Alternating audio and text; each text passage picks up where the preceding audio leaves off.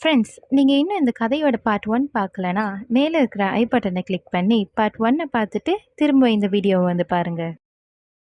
இப்படி பேசிக்கிட்டே காலுக்காகவும் மிட்டுக்கிளியும் ஒரு தீப்பந்தத்தை எடுத்துக்கிட்டு லூனாவோட மாமரத்தை நோக்கி போனாங்க. பிறகு மாம்பழ மரத்தை தீ வச்சு எரிச்சாங்க. அப்புறம் யாருக்கும் தெரியாத மாதிரி அவங்க அவங்க வீட்டுக்கு போயிட்டாங்க. இதையெல்லாம் எதுவும் தெரியாத அப்பாவி லூனா குருவியோ தன்னோட வீட்டில் தூங்கிக்கிட்டு இருந்தது. இதையெல்லாம் பார்த்துக்கிட்டு இருந்த ஒரு தேவதை லூனாவோட வீட்டு கதவை தட்டுச்சு. யாரோ கூப்பிடுவது போல சத்தம் கேட்டது. லூனா குருவி வெளியே வந்தது. தேவதையே, நீங்களா என்ன கூப்பிட்டீங்க? உங்களுக்கு ஏதாவது உதவி வேணுமா? ஆமா லூனா, அங்க பாரு, உன்னோட மாம்பழ மரம் எரிஞ்சுக்கிட்டு இருக்கு. இதுக்கெல்லாம் காரணம் அந்த காகமும் கிளியும் தான். அட கடவுளே, இது என்ன சோதனை? ஏன் எனக்கு மட்டும் இப்படி நடக்குது? நான் அந்த காகத்துக்கும் கிளிக்கும் என்ன துரோகம் செஞ்சேன்? ஏன் அவங்க இப்படி பண்ணாங்க? இப்படி சொல்லி லூனா குருவி அழுதது. லூனா, நீ கவலைப்படாத. அந்த காகத்தையும் கிளியையும் நான் பாத்துக்கிறேன். நீ மகாராஜா சொன்ன போட்டிக்கு தயாரா இரு. எப்படி தேவதையே, என்னோட மாமரம் எரிஞ்சு விட்டதே, நான் எப்படி போட்டிக்கு தயாராகிறது? உடனே தேவதை தன்னோட மந்திர கோலால ஒரு விதைய வரவழைச்சது. இந்தா லூனா, இந்த விதையை இப்பவே மண்ணுக்குள்ள புதைச்சி தண்ணி ஊத்து. பிறகு காலையில வந்து பாரு, உன்னோட மாமரம் வளர்ந்துருக்கும். சரி தேவதையே, நீ செய்த உதவிக்கு ரொம்ப நன்றி. இப்படி சொன்ன லூனா தேவதை கொடுத்த விதைய மண்ணுல புதைச்சிட்டு பிறகு தன்னோட வீட்டுக்குள்ள போயிடுச்சு. பறவைகளே, நீங்க தண்டனையை அனுபவிச்சே ஆகணும். உடனே தேவதை காகத்தோட ஆப்பிள் மரத்தையும் கிளியோட கொய்யா மரத்தையும் தன்னோட மந்திர சக்தியால காய்ந்த மரமா ஆக்குச்சு.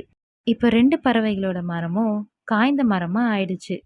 இதையெல்லாம் செஞ்சுட்டு தேவதை அங்கிருந்து மறைஞ்சு போயிடுச்சு. மறுநாள் பொழுது விடிந்தது. போட்டிக்கான நாளும் வந்தது.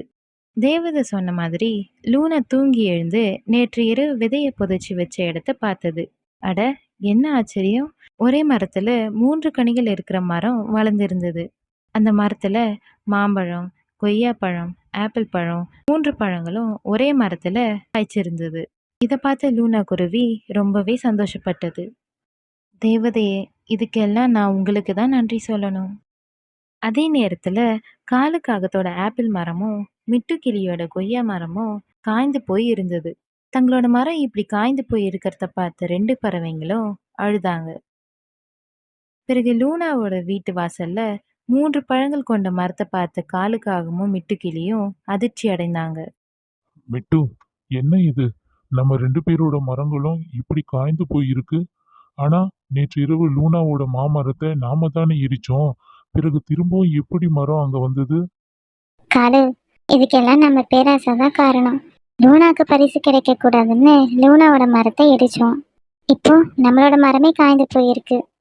அதே சமயம் கழுகு மகாராஜா பறவைங்க எல்லாம் வளர்த்த மரங்களை பார்வையிட காட்டுக்கு பறந்து வந்தாரு.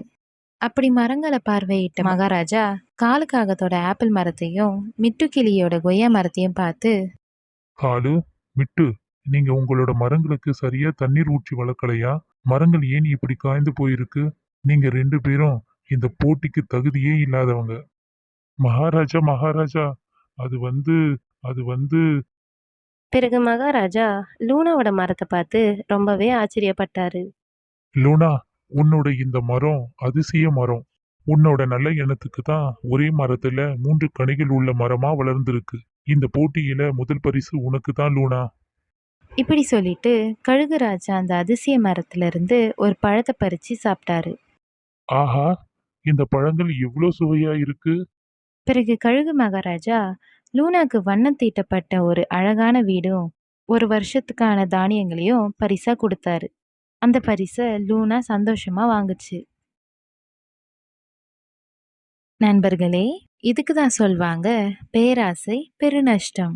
அது மட்டும் இல்லாம நம்ம ஒருத்தருக்கு கெடுதல் செஞ்சோம்னா கடைசியில நமக்கே அது கெட்டதா முடியும்.